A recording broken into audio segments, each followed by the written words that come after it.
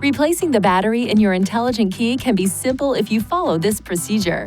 First, see the owner's manual for the recommended battery before replacing. Next, release the lock knob and remove the mechanical key from the intelligent key. Place a cloth over a small flathead screwdriver and insert the tip into this slit. Now twist the screwdriver to separate the intelligent key into two pieces. Look at the battery to observe which side is up so you can put the replacement battery in the same way.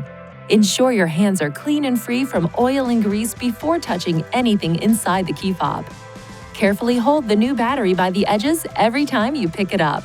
Remove the discharged battery while being careful not to touch the internal circuits or electrical terminals. Gently place the new battery into the intelligent key with the negative side oriented in the same direction you noted during removal. Align the tips of the two halves and then close the key fob by pushing along the edges. Lastly, operate the intelligent key to ensure it works properly.